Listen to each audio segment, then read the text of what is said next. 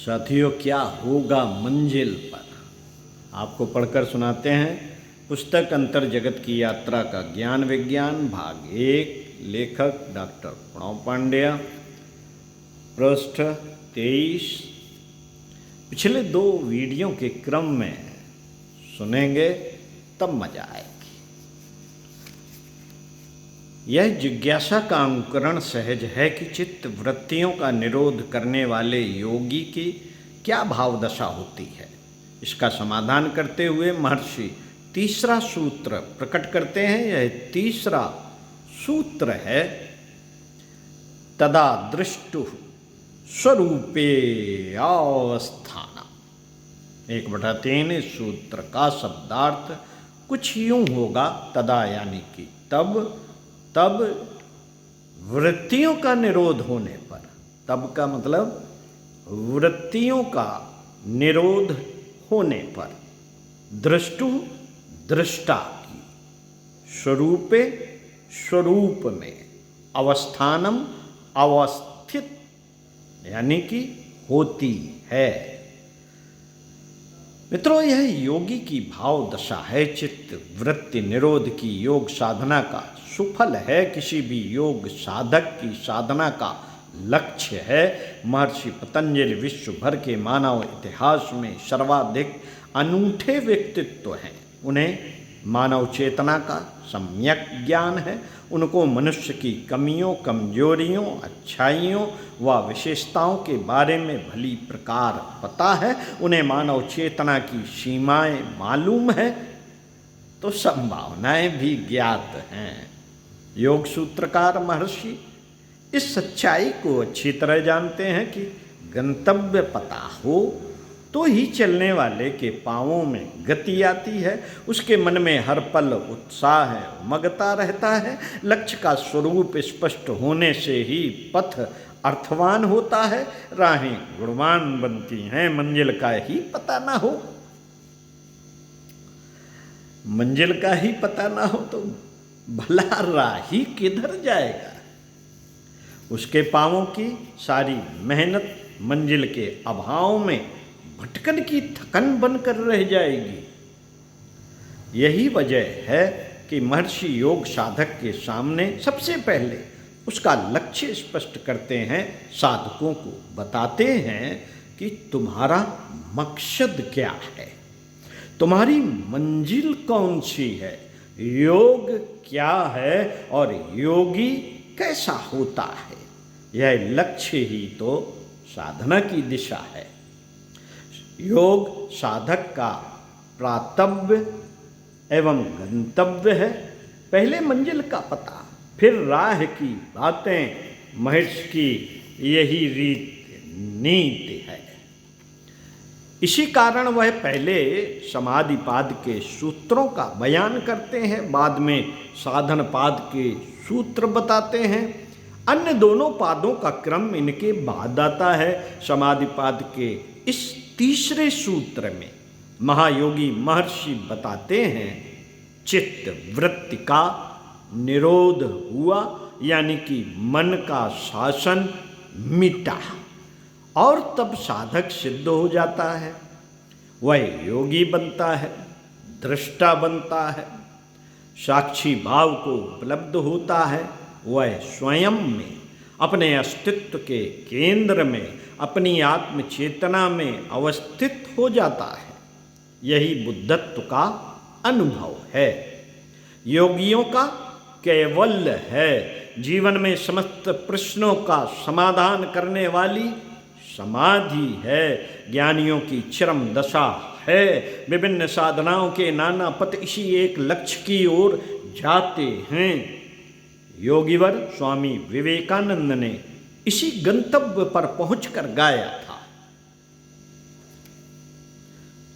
सूर्य भी नहीं है ज्योति सुंदर शशांक नहीं, छाया सा यह व्योम में यह विश्व नजर आता है।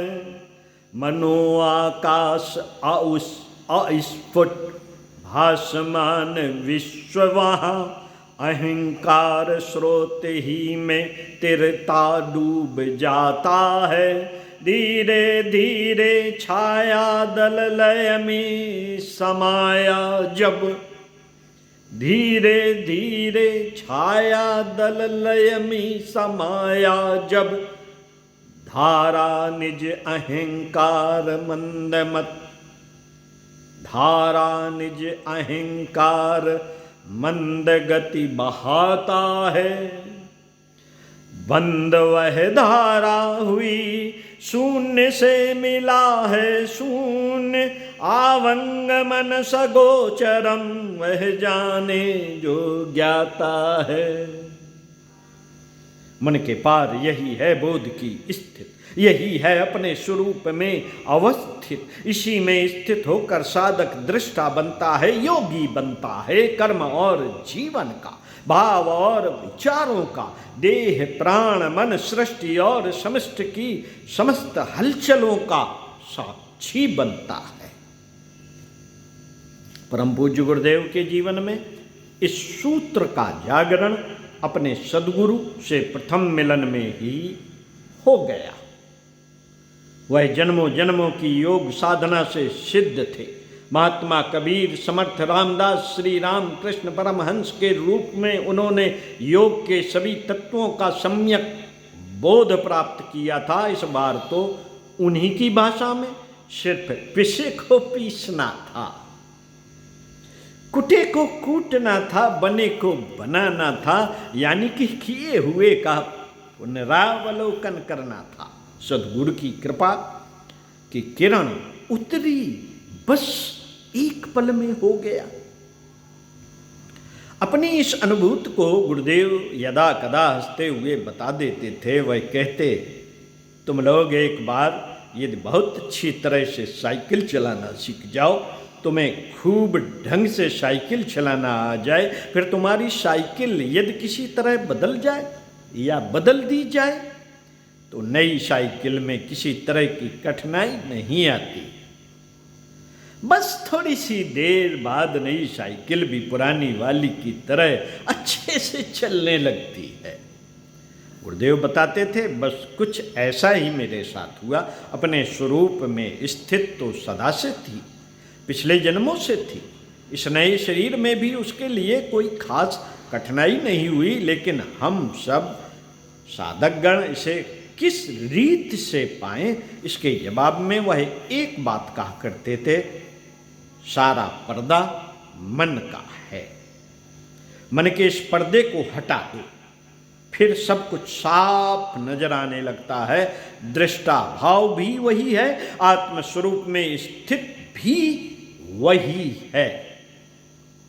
बस मन की झिलमिल के कारण नजर नहीं आ पाती। बात पते की है, समझ में भी आती है, लेकिन यह कैसे हो? मन का पर्दा हटे तो कैसे हटे? महर्षि पतंजलि भी यही कहते हैं कि चित्त वृत्तियों का निरोध हो तो योग सध जाए, योग साधना का सुफल मिल जाए, अपने स्वरूप में अवस्थित हो जाए अपने। लेकिन सवाल है कि यह सब हो तो कैसे हो? इस कठिन सवाल का बड़ा आसान सा जवाब गुरुदेव देते थे। वह कहते, मैंने अपने मन को अपने मार्गदर्शक का गुलाम बना दिया, अपनी मार्गदर्शक सत्ता का गुलाम बना दिया अपने मन को। तुम अपने मन को अपने सद्गुरु का गुलाम बना दो, उन्हें अर्पित और समर्पित कर दो।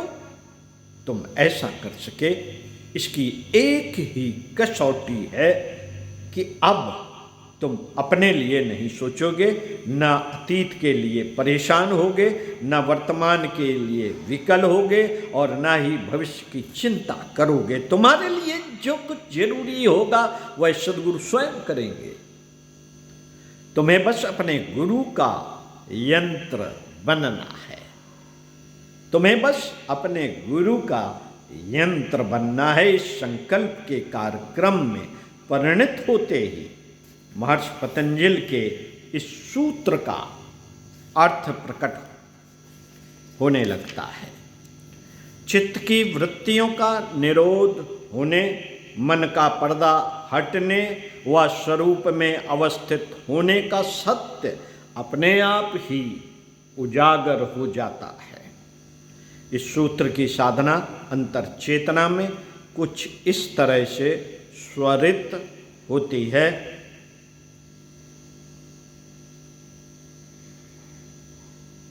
महर्षि पतंजलि का सूत्र बना अपने सद्गुरु का स्वर, इसका समर्थ अर्थ अंतर चेतना में तब होता भाव स्वर, जब हमारा मन उसका स्पंदन करता गुरुदेव को समर्पण।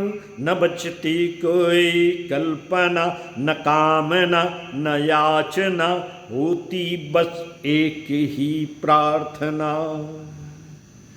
प्रभु बने हम आपके यंत्र, समर्पण की वर्णमाला, एकमात्र मंत्र इसका सुफल होता जीवन में अविकल, आत्मस्वरूप में अवस्थित,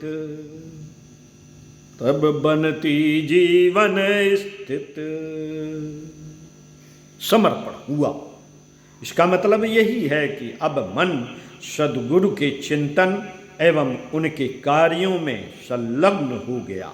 किसी भी तरह के स्वार्थ का मोह छूटा, अहिंसा के सारे बंधन टूटे। ऐसे में आत्मस्वरूप में अवस्थित सहज है। ऐसे में आत्मस्वरूप में अवस्थित सहज है। इस भाव दशा में मन रूपांतरित हो जाता है, उसकी दृष्टि एवं दिशा बदल जाती है। समर्पण की इस साधना के द्वारा अपने स्वरूप को जानने, पाने एवं अवस्थित होने में मन अनेकों विघ्न खड़े करता है। ऐसी स्थिति में मन अनेकों विघ्न खड़े करता है। साथियों, जानते हैं अगले सूत्रों में अब क्या मामला है, क्या क्या विघ्न खड़े करता है मन। पढ़ेंगे इसी पुस्तक के पृष्ठ 27 से। सावधान, बड़ा बेबस बना सकता है मन।